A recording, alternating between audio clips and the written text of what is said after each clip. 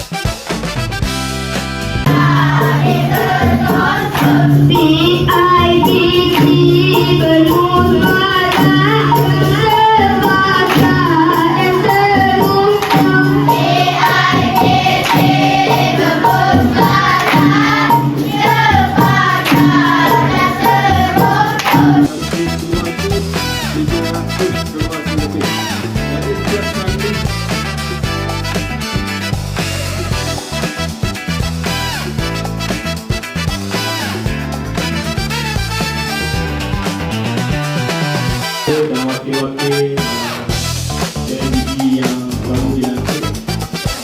235 Menteri Pasal 235 silakan.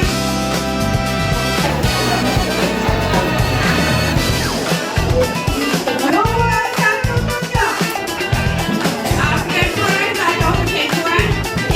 Terima kasih kepada semua ibu bapa dan guru yang hadir mesyuarat PIBG pada hari ini. Sekian, itu saja daripada saya. Jumpa lagi.